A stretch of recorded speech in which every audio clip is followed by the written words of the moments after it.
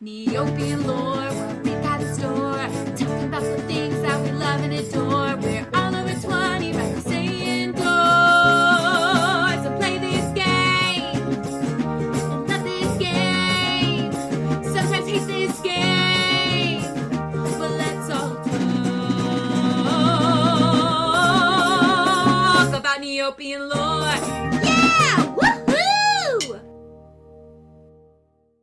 Welcome to episode 19 of Neopian Lore on the different water fairies around Neopia. I'll try to be as accurate as possible and attempt to pronounce all names correctly, but keep in mind this world is fictional and this is all just for fun. I'm your host, Krista Boyman. Now let's cozy up to some nostalgia. Swimming in the rivers and streams, unseen by most, are the water fairies. They can be heard singing quietly at night, but only if they aren't aware that you are near. They specialize in healing and defensive powers that will protect your pet from harm.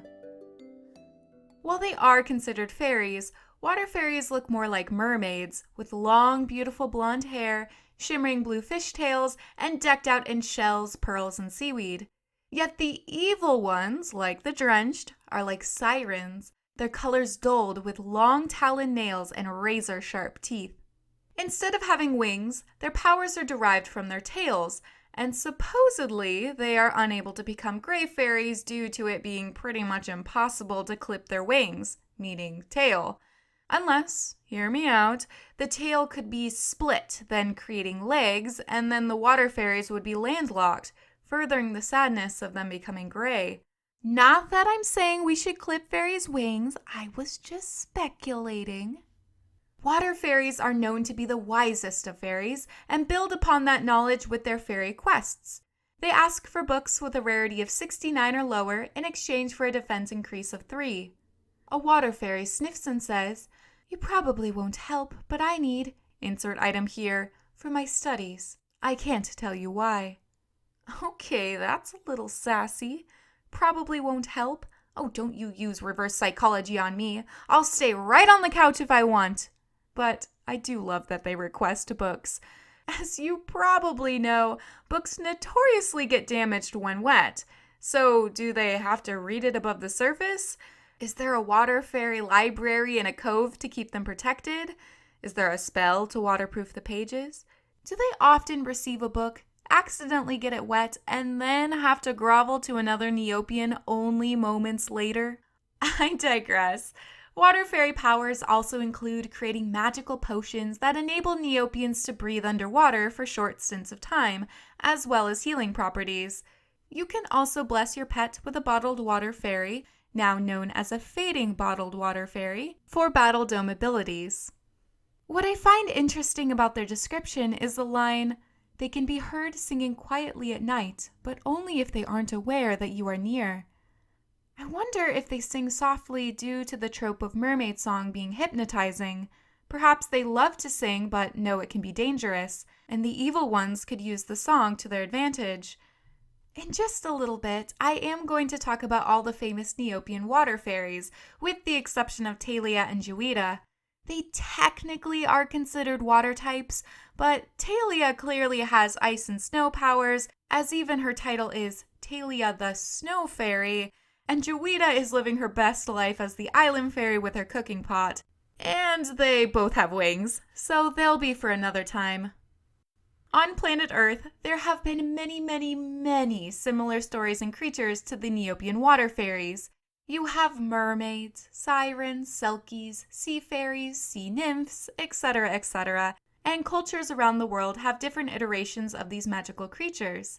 But then we have the real mermaid, the most majestic creature on the planet, the manatee. In 1492, Christopher Columbus gave the first known written account of manatees, but mixed them up with mermaids, quote, "When the admiral went to the Rio del Oro, he said he quite distinctly saw 3 mermaids, which rose well out of the sea, but they are not so beautiful as they are said to be, for their faces had some masculine traits." This was a common mix-up hundreds of years ago by sailors. Yet, when you look at a manatee, they don't exactly scream mermaid. They're large, gray, slow-moving creatures, but consider, manatees had rarely ever been seen before. Most sightings were at a distance. Many sailors were experiencing dehydration, scurvy, and homesickness, and compile that with the fact people want to see magical things. Brains are funny sometimes at filling in the blanks. And to give them credit, manatees do have some mermaid qualities. They have the ability to turn their heads, finger-like bones in their forelimbs, and have a flat tail, which is not seen in most ocean creatures. So let's talk a little about manatees. They are part of the scientific order Sirenia, root word siren, which, really? Manatees would not be singing sailors to their death. Does this sound like a dangerous song to you? Oh my gosh, it's so cute. How could something so large make a sound so cute? Motorboats are a huge threat to manatee populations, as well as algae blooms caused by our fertilizer runoff. So if anything, humans should be part of the order Sirenia, not manatees. Manatees, also known as sea cows, closest relatives are elephants, and like elephants, they continue to replace their teeth throughout their lives. Their older teeth are in the front, and as they fall out, new teeth grow in the back. Manatees are vegetarians and eat around 4 to 9% of their body weight per day on seagrasses and other aquatic plants. That doesn't seem like a lot until you consider the average adult weighs 1,000 pounds, so that's 40 to 90 pounds of veggies a day. They typically have to surface for air every few minutes, but while resting, can stay submerged for 20 minutes. Manatees are known for being slow, but in short bursts, they can swim up to 20 miles per hour. You go, big mermaids! And since they don't like the cold, they migrate during the winter. And last fun fact, manatees, along with tree sloths, are the only mammals that don't have 7 neck vertebrae. They only have 6. But now, fairies and monoceraptors, drakes and crocs, it's time to get to the main event, starting with the water fairy you likely visit the most, Marina. Welcome to my home of healing and relaxation. What can I do for you today? Maybe I can heal your Neopets, or perhaps you would like to purchase some of my healing potions. Marina is best known for healing pets at the healing springs, meaning hit points, diseases, or even an empty stomach. But I swear, whenever my pet gets sick with the lumps or measles or with whatever, it seems like she's never able to heal them within a timely manner. Yes, I get it. Magic is hard, and Marina needs to restore her magic. I mean, I can't say a few words to heal somebody, but when it takes me 10 trips to the healing springs, having to wait 30 minutes between each one before she fully heals my pet, I get a little irritated. And apparently, some other Neopian got irritated enough to write a book called Spells That Heal, with the description, Spells used by Marina to heal your pet. Maybe you will be able to understand something in this and heal your pet for yourself. Side note, if you do need to heal your pet quickly and cheaply, feed them a poisonous lollipop. Your pet will contract floppy tongue, which can be cured with a tongue shrinker, a much cheaper alternative than other remedies. You can also activate the Doctor Who boon from the Battle of the Obelisk, which if you take a sick pet to the healing springs, it will be cured of its disease and restored to full HP, in addition to Marina's spell. And on September 20th, the day of the fairy festival, Marina will fully heal all of your pets automatically. You can use the healing springs on your side accounts, as quote from the editorial, "The healing springs is exempt from the no items on sides rule, as we want to make sure all your Neopets have a chance at good health." Smiley face. Instead of healing on your visit, Marina may give you a snowball, a healing potion, or on very rare occasions, a scorch stone, with some being worth millions of Neopoints, which are used for defense magic. Marina also sells her snowballs and healing potions in her shop, but you can only buy one item every half hour. That being said, she always has full stock, unlike other NPC shops. Marina made an appearance in the plot Atlas of the Ancients, where 3 adventurers, Roxton, Clara, and Geordie, are seeking clues to solve a great mystery. One clue was the following: "With thoughts of the season, find the source that lies beyond the seeker of peace." The trio made their way to Fairyland, and one got zapped with lightning. They then headed to the healing springs, which sparked the answer to the puzzle. The source, meaning a healing springs pump, and seeker of peace, meaning Marina. But Marina was not so happy at their presence, as she has a murky past with one of the adventurers. "Roxton Colchester, how dare you show your face around here? Your little treasure hunt last time left a huge mess for me to clean up. It took me over a month to refill the spring." Ooh, I would love to know the backstory. Instead of talking to Marina, Claire decided to splash the fairy with a slushie as a distraction and stole the fountain pump. Yep, that's gonna make things better. Great plan, guys. The pump ended up being this really cool mechanized clue, but we'll cover that more during an Atlas of the Ancients episode. Also, some fun future lore with Marina. According to the official Neopets podcast, Nosy Neopians, Marina is going to be a key player in the upcoming graphic novel about the Omelette Fairy, coming out sometime in 2024. Color me oh so stoked for both a new fairy and more Marina love. Yes!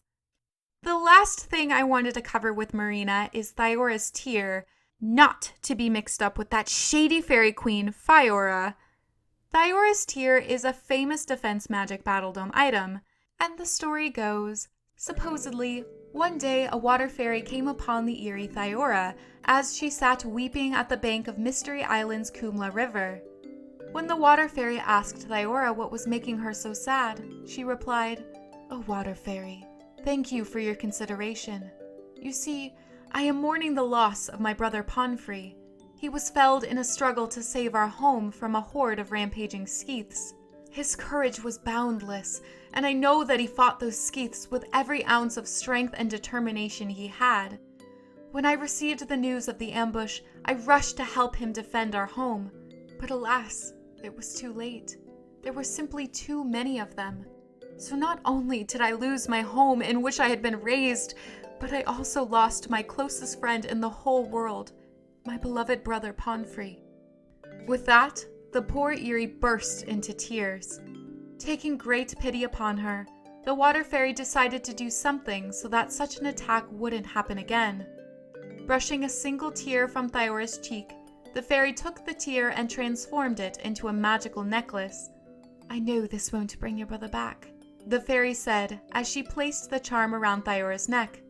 "But should you ever encounter such a situation again, this necklace should spare you from befalling the same fate as your brother."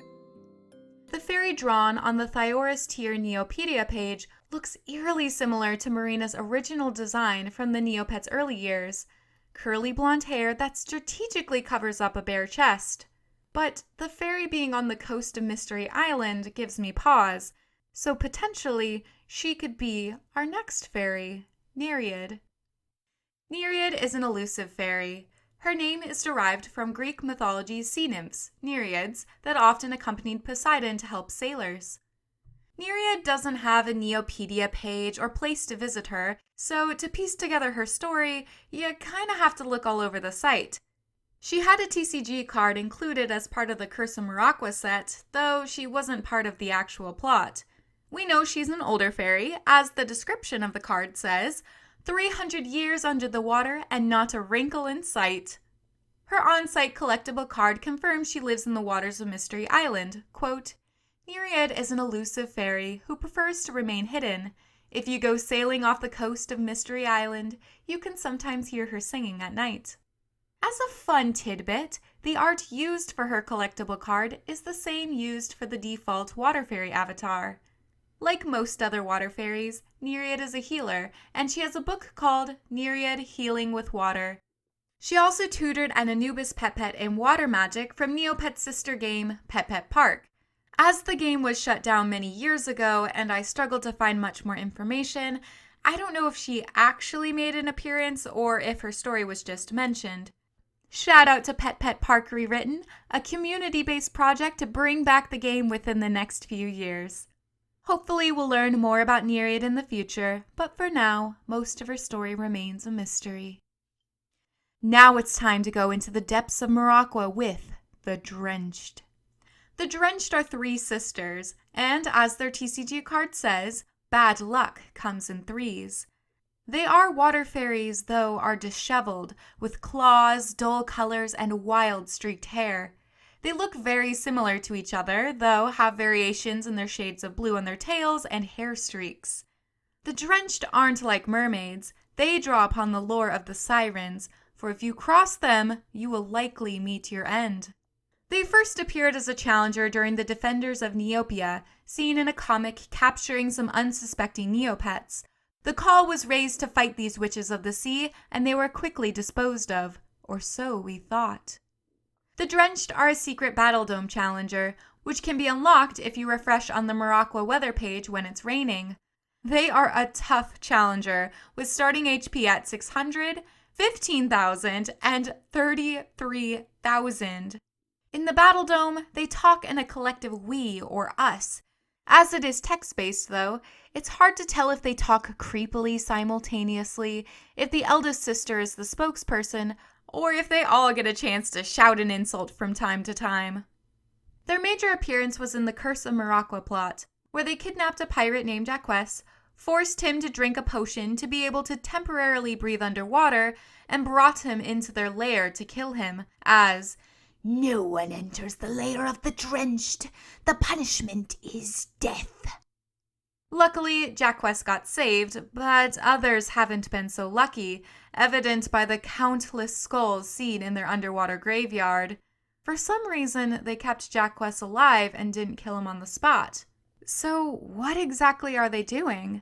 Did they know others would try to come and rescue him, so they wanted to use him as bait to up their death toll? Did they eat their victims, somehow take their souls, just kill for fun?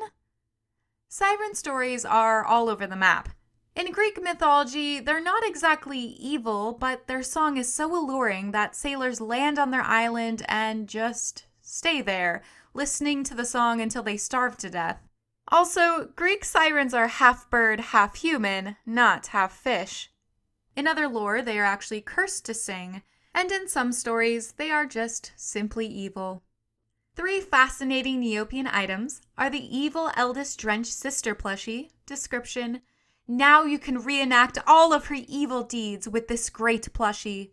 The moderately evil middle Drenched sister plushie, description, "If you hate your siblings and really want to punish their dolls, this might be the moderately evil doll for you." And the slightly less evil youngest Drenched sister plushie, description, "If you aren't sure you are truly evil but you like the idea, why not get this slightly less evil doll?"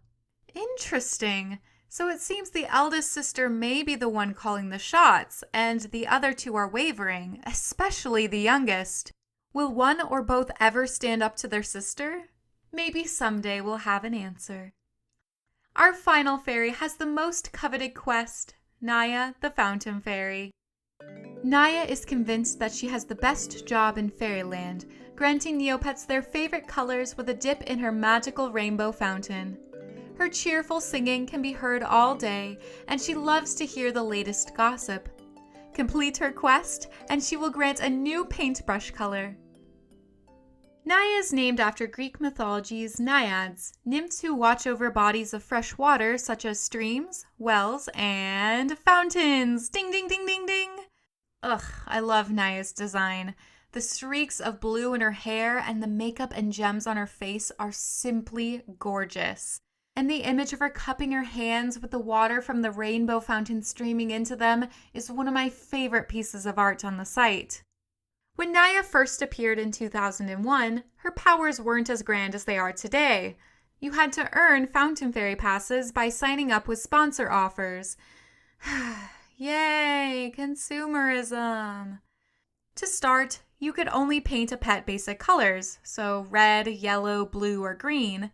Then it became any color except robot, and there was a period of time you could also change the species of your pet.